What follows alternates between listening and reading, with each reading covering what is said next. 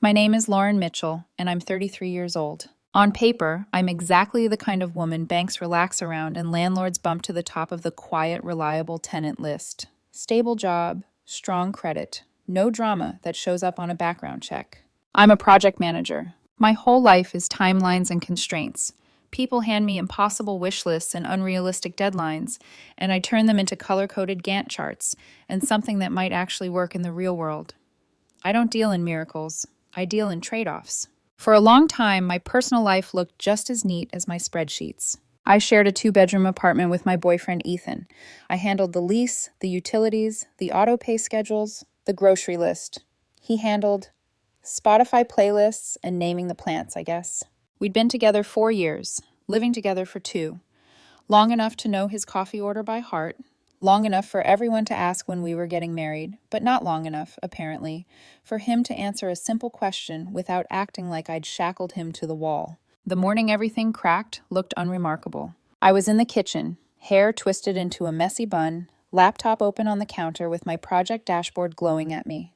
I was frying eggs, mentally rearranging a shipping schedule, half listening to Ethan hum off-key in the shower. He came out in a towel, scrolling his phone, grinning at something I couldn't see. "What are you up to tonight?" I asked, flipping the eggs. It came out casually, the same way you'd say, "Hey, did we run out of milk?" Ethan froze. His shoulders tensed, phone still in his hand. "Why do you always have to know where I am?" he snapped. I blinked. What? "It's suffocating, Lauren." He dropped the towel, dragged on a t-shirt with jerky, angry movements. "You act like I need to give you a full itinerary just to leave the apartment." I set the spatula down. "I ask maybe once or twice a week. It's usually because I'm trying to figure out if I should cook for 2 or 1, or if I should wait up. It's logistics, not surveillance." "No," he said sharply. "It's controlling. My therapist says that kind of tracking is toxic." There was the word, therapist. I'm not proud of it, but I did a quick mental search. Had he mentioned a therapist before? A name? A practice? A copay? Anything? I came up empty. "Ethan," I said slowly, "we literally share our locations. On purpose.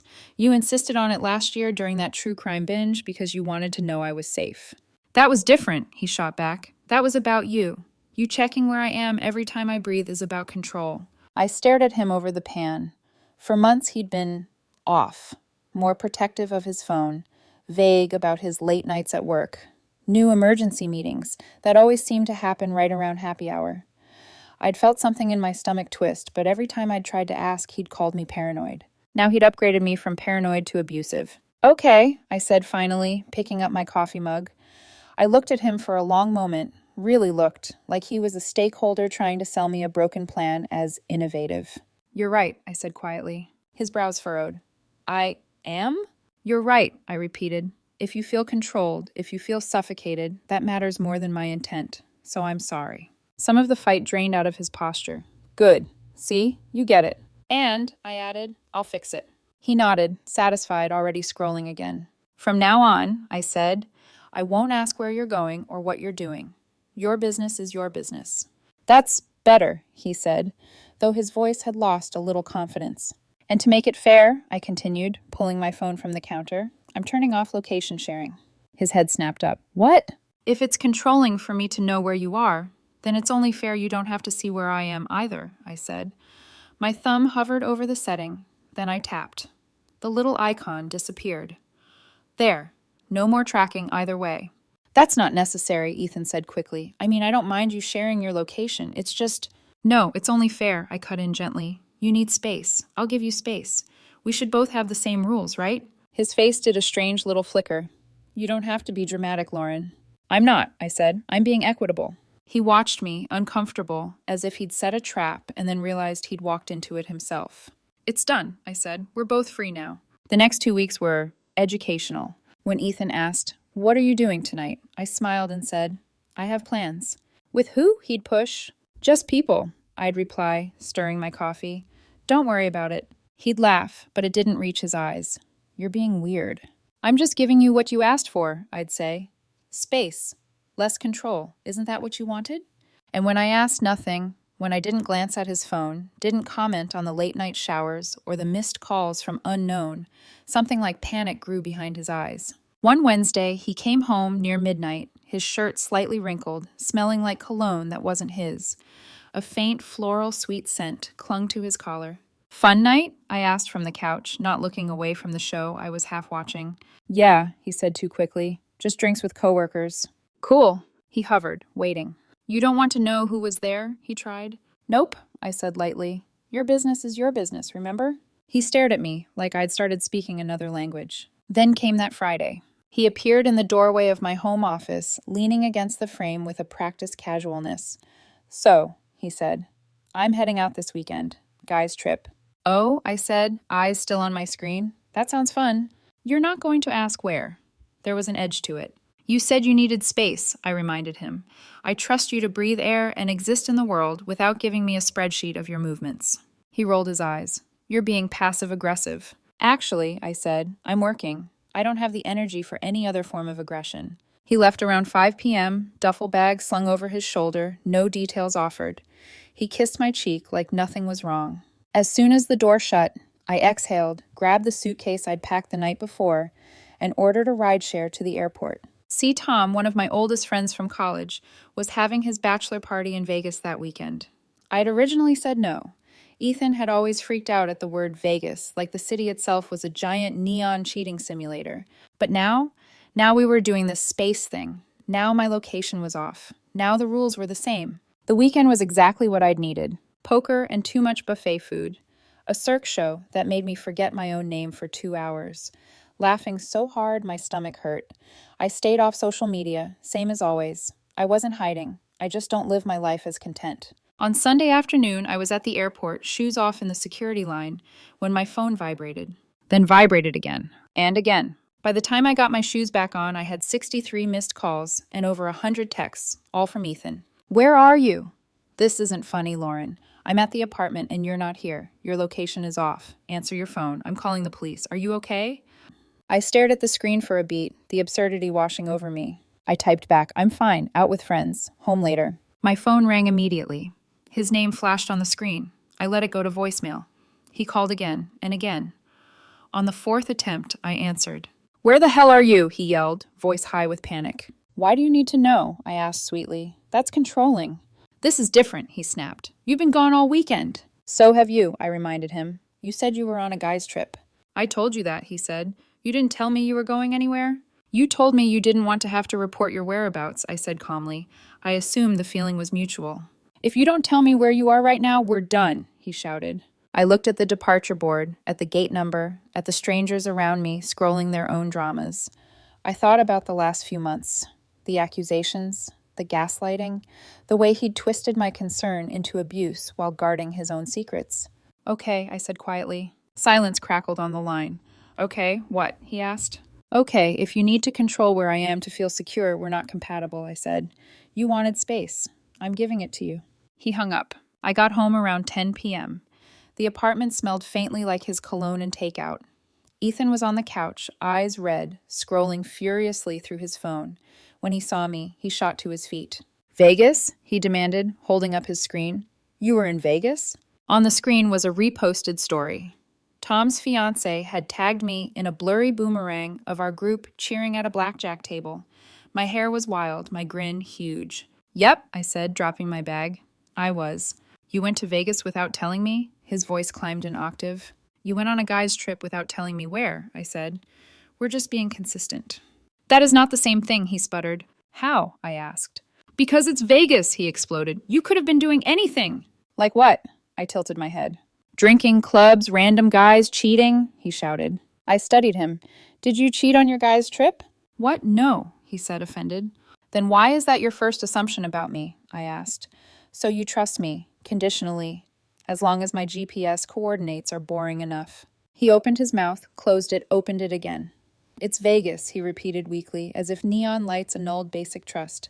Here's the thing. I hadn't done anything wild in Vegas.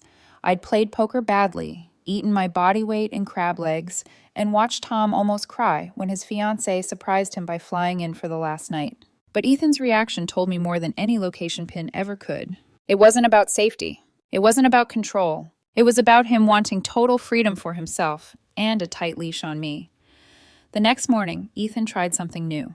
If the last few weeks had been distance and defensiveness, Monday was a full court press of domestic sweetness. I woke up to the smell of coffee and something buttery. When I padded into the kitchen, he was at the stove in joggers and a t-shirt, humming, plating my favorite breakfast like we were in some commercial for cozy couplehood. "Hey, sleepyhead," he said, all soft and sunny. "I made you avocado toast the way you like it. Extra lemon, chili flakes." I stared at him for a second. "Did you switch bodies with someone while I was in Vegas?" He laughed a little too brightly. "Come on, I can't make breakfast for my girlfriend." I sat down watching him. He sat across from me, reaching for my hand. "So," he said casually, "we're good now, right? Like, everything's fine." "Define fine," I said, taking a sip of coffee. He squeezed my fingers. "We can go back to how things were. You know, sharing locations, checking in, for safety." I raised a brow. "Sharing locations is safe now?" "It was always safe," he said quickly. "I just overreacted. I was stressed. I shouldn't have called you controlling. My therapist, I misunderstood her. She wasn't talking about you." There it was again. The therapist. "What's her name?" I asked, keeping my voice light. Maybe I should send her a fruit basket for all the chaos she inspired. Ethan's smile faltered. "That's private." "When's your next appointment?" I pressed gently. He stared at his plate. "I don't have to tell you that. Therapy is confidential." "Of course," I said.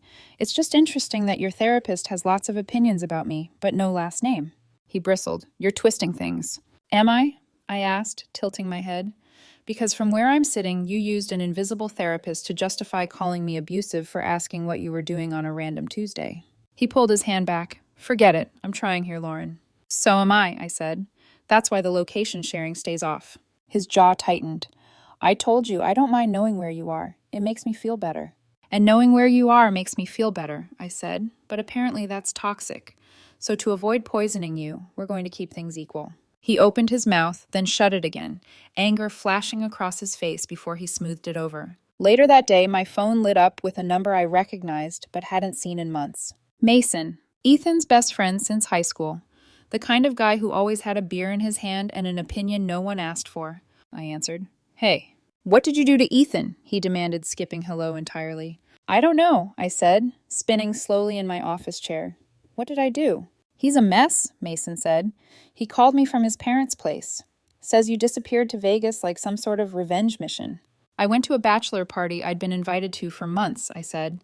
"He went on a guy's trip and told me it was controlling to ask where. I respected his request. That's all." "That's different," Mason shot back. "He's a guy. Vegas is for the boys." I stared at my monitor, trying to decide if I'd misheard. "Run that by me again?" "You're his girlfriend," Mason said, like he was explaining gravity. "Girls need to know where their boyfriends are. It's like emotional security. But if a girlfriend needs that, she's clingy, you know?" "So when I ask where Ethan is, I'm controlling," I summarized.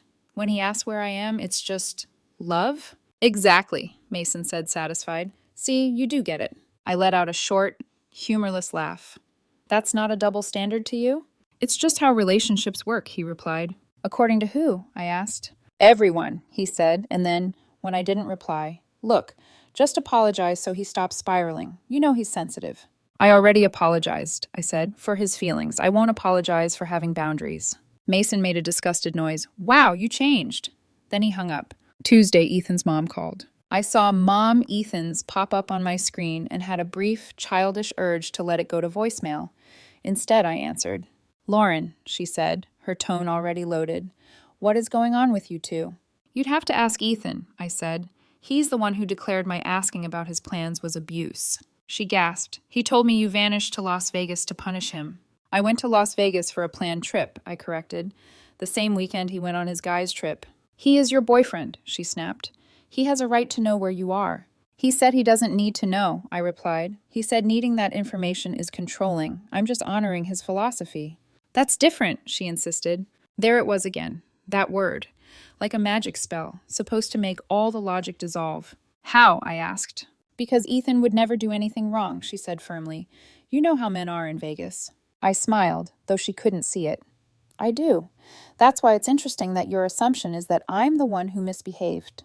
She went quiet for a second, then said stiffly, "He's talking about taking a break. Is that what you want?"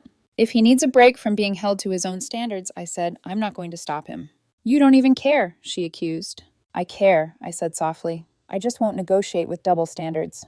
We hung up without resolving anything. By Wednesday night, the tension in the apartment felt like humidity. Heavy, pressing, even when nothing was being said. He came home late again, around 11. This time, the scent of perfume was unmistakable, sweet and expensive, clinging to his collar like a fingerprint. His hair was mussed, his shirt half untucked, as if he'd tried to make himself presentable in the Uber and failed. Fun night? I asked from the kitchen island, where I was closing my laptop. Yeah, he said, testing the air. Just drinks with coworkers. Cool, I replied. He hovered in the doorway, waiting for the rest. Where, with who, until when? It didn't come. You don't want to know who was there? He pushed. Nope. It was a group thing, he said. We went to that new rooftop bar. Sounds fun, I said. Glad you had a good time. He stared at me, frustration flickering. You really don't care, do you? I really don't need to control you, I said. Isn't that what you wanted? He made a strangled sound and disappeared into the bedroom. The next afternoon, between back-to-back meetings, I took a 5-minute doom scroll break. Habit took me to Instagram, flicking through stories of people's lunches and pets and kids' art projects. Then I saw her, Brianna. I didn't follow her, I just recognized her. Tall, pretty, always perfectly put together, a junior account manager at Ethan's firm. She was in a dim club, colored lights flashing over her face, the bass so loud I could almost feel it through the screen. In the story, someone had tagged her and Ethan. The camera panned across the dance floor and stopped on them. Ethan had one hand on her waist, her back pressed against his chest, his mouth near her ear. Not, we bumped into each other in a crowded space close, but if this is just friends, I'd hate to see what more looks like close. The timestamp in the corner hit me like a slap. 2 weeks ago, Friday night. The same night he'd told me he was too exhausted to go out and needed a low-key evening with video games. I stared at the screen until it timed out. When he walked in that night, humming like always, I was waiting on the couch with my phone in my hand. Hey, babe, he said, dropping his keys. How was... I held up the phone and pressed play. The sound of the club filled the living room in tinny bursts. Our living room. Ethan's smile froze. On screen, Ethan laughed into Brianna's neck, swaying with her like they were the only two people in the room. Explain this, I said. He went red, then pale, then angry in the span of 3 seconds. You're stalking my coworkers now? It's public, I said. Someone tagged you and Brianna. Instagram thoughtfully served it to me. It was just dancing, he snapped. We were at a club. That's what people do at clubs. In a relationship, I said evenly, you tell your partner when you're going clubbing with someone you've spent months texting behind their back. His eyes widened. I haven't... Ethan, I cut in, tired. You talk in your sleep when you drink. You say her name. He flinched, and that was all the confirmation I needed. You're being controlling again, he said, louder now, doubling down. Reading into everything, making a big deal out of nothing. I can't even go out without you turning it into some crime scene. I went to Vegas without kissing anyone in a club, I said. You went to a bar 10 miles away and treated your coworker like a stand-in girlfriend. That is not the same, he yelled. There's that word again, I murmured. Different. He grabbed his keys again. I'm not doing this. I'm going out. He stormed out, slamming the door hard enough to rattle the picture frames. He came back 2 hours later, the same perfume clinging to him, words slurring faintly. You know what your problem is? He said, leaning in the doorway, eyes glassy. I have several, I said. Which one? You don't fight for me, he slurred. I stared at him. I'm sorry?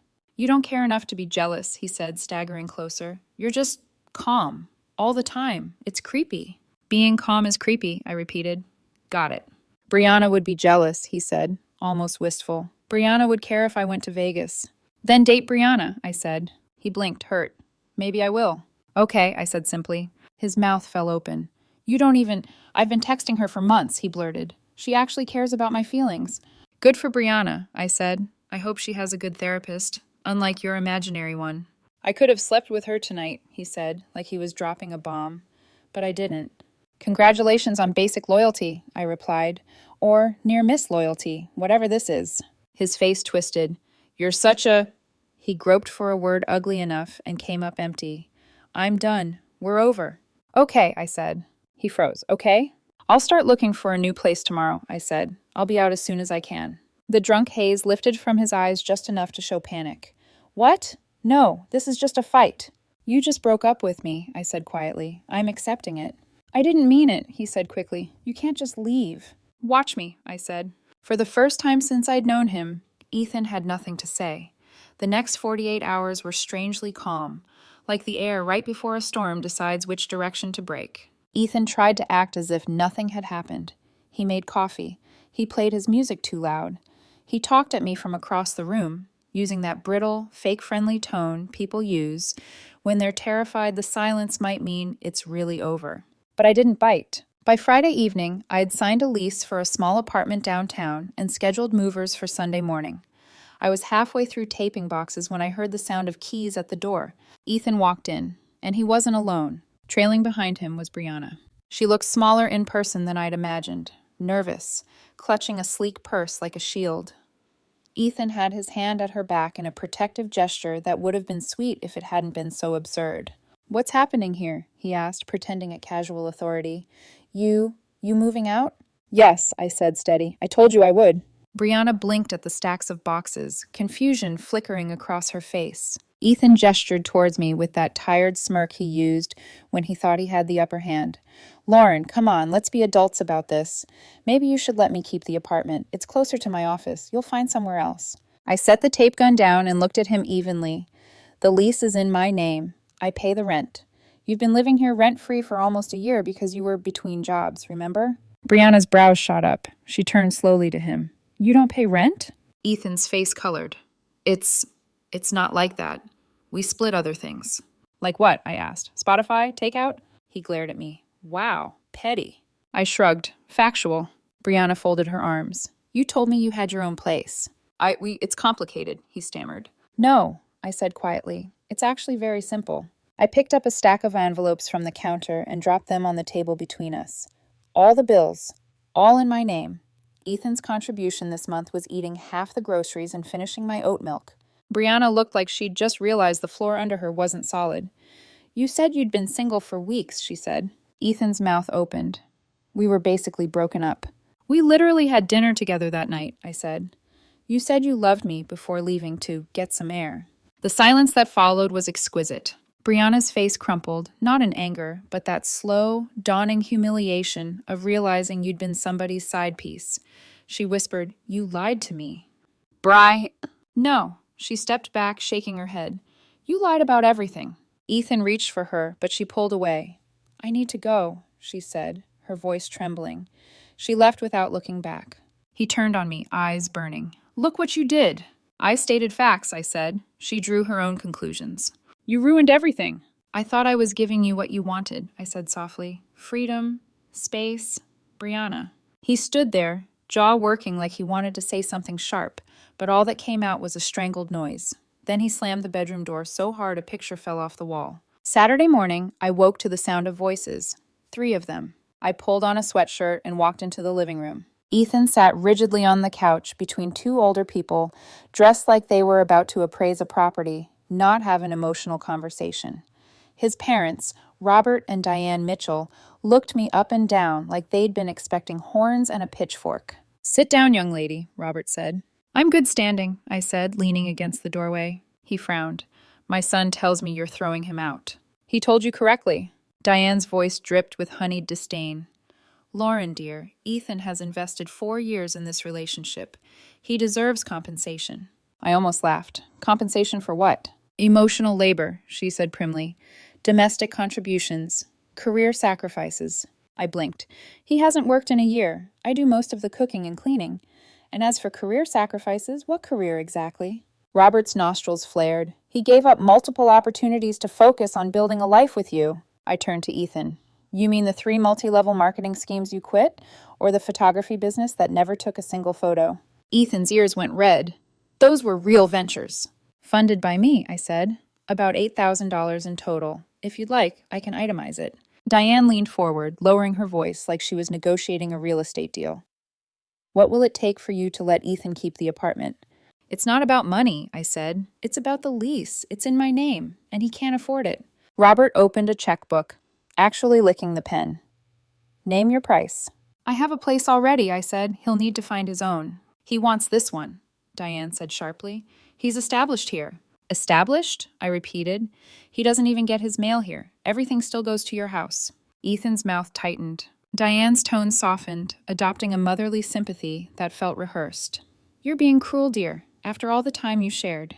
I'm not being cruel, I said. I'm moving on, like your son said he wanted when he screamed that we were over. Robert stood, looming. You'll regret this. I know people. Is that a threat?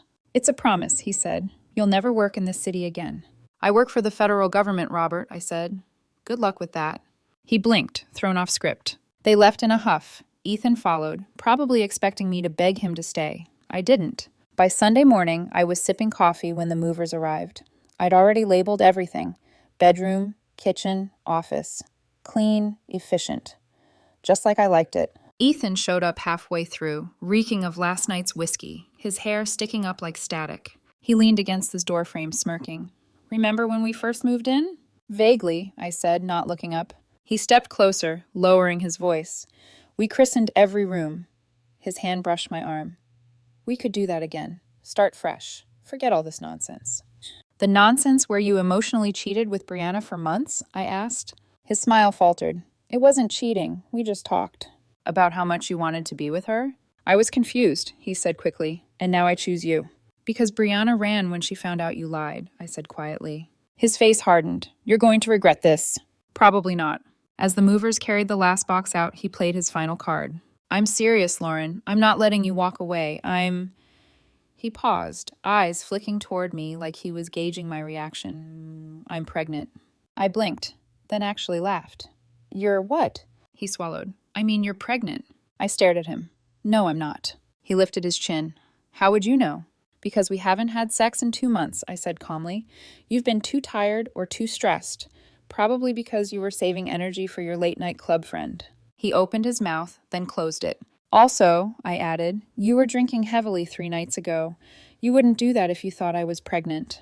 His face crumbled. I picked up my last box and walked to the door. Goodbye, Ethan. He didn't follow. For the first time in years, the hallway outside felt lighter.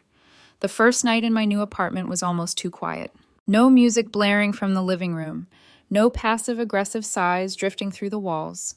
Just me, a half-assembled bed frame, and the hum of the fridge. I sat cross-legged on the floor, eating takeout straight from the container, staring at a mountain of unopened boxes. The silence was heavy, but not in the suffocating way I'd grown used to. It was peaceful, earned. I slept like someone who'd finally stopped holding their breath. The peace lasted exactly 3 days. Wednesday morning, I woke to a flood of notifications, missed calls, messages, DMs from numbers I didn't recognize. Friends, coworkers, even a distant cousin of Ethan's. Each one carried the same tone. He's heartbroken. He made mistakes, but relationships take work. You were so good together. I could almost hear the scripts he'd fed them. Poor, mistreated Ethan. The woman who walked away without emotion. I answered one message, my friend Emily's, and sent a single reply. He wanted space. I gave it to him. Then I turned my phone face down. By Friday, the campaign had evolved. Ethan started posting cryptic quotes on social media about narcissists, emotional manipulation, and healing after toxicity, a carousel of sad boy self-pity. For a while, I ignored it. Then a mutual tagged me under one of his posts, writing, "Didn't you say last month you were planning to date that girl from work?" The comment vanished within minutes, deleted. The silence that followed felt better than any defense I could have written. Saturday morning, my old landlord called. "Lauren, I need to ask, did you give anyone permission to change the locks at your old place?" I froze. "No, why?" He exhaled sharply. "Your ex is still there, says he's your common-law husband and has rights to the apartment. He changed the locks yesterday." I laughed, an incredulous, tired sound. "We don't even have common-law marriage in this state. He's a guest who refuses to leave." "That's what I thought," the landlord said. "I'm serving him with a 3-day notice to vacate. Just wanted to check." "Thank you," I said. "And if you need proof the lease is only in my name, I'll send it." The next day, while I was unpacking, my phone buzzed again. Unknown number. "Hey, it's Brianna." I hesitated, then answered. "Hey." Her voice was shaky. "He won't leave me alone." My stomach tightened. "Ethan?" "Yes, hundreds of texts. He shows up at my apartment, calls my mom, sends flowers to my job. I told him we were done weeks ago." "Did you talk to HR?" "I did. They're documenting everything." "Good. Keep copies of every message," I said. "If he shows up again, call the police. Don't try to talk him down. Just protect yourself. There was a pause. I'm so sorry, she said finally. I didn't know he was lying about you. I sighed. He lies to himself first. The rest is just collateral. Monday night, I was watching a documentary, finally starting to feel like a human again, when the banging started. Heavy, insistent, like someone trying to punch through the door. I looked through the peephole, Ethan, and behind him, his older brother Alex, both of them clearly drunk. Lauren, Ethan shouted, open up. I called through the door, calm. You need to leave. I just want to talk. No, I said. You want to yell, or beg, or manipulate, none of which count as talking. You ruined my life, he slurred. Your life was already a mess, I said. I just stopped pretending I could clean it up. Alex chimed in, swaying slightly. You're being a real bitch, you know that? He loved you. He loved control, I said quietly. There's a difference. More banging. Neighbors started opening doors, whispering. Within minutes, building security arrived. The two of them were escorted out, still shouting as they stumbled down the hallway. The next morning, my phone buzzed with a text from an unknown number. Robert, this is on you. Ethan's in the hospital. Suicide attempt. My breath caught. But training as a project manager teaches you to verify before you react. I called the hospital he named. No patient by that name. Called another and another. Nothing. Finally, I called Alex. He answered on speaker, laughter and music in the background. Hey, Alex, I said evenly. Your dad says Ethan's in the hospital. What? No, he's at my parents' house, by the pool. Why? No reason, I said. Enjoy your afternoon. I hung up, screenshotted the call log, and texted Robert back with the image. Me. Lying about suicide is disgusting. Don't contact me again. Silence. Until 3 days later, when my phone buzzed again, this time with a message from Tom. It was a screenshot.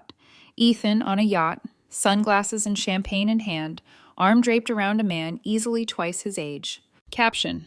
Sometimes you have to trade up. #luxury life, #blessed. Tom's message was short. 2 weeks. Record time. I stared at the picture for a long moment.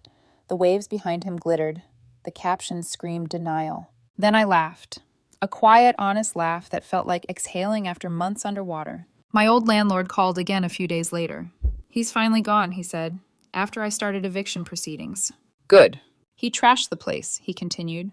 Wine on the carpets, holes in the walls, broken mirrors. I'm suing him for damages. Want to join the claim? I thought about it, then shook my head even though he couldn't see me. No, not my circus anymore. He hesitated.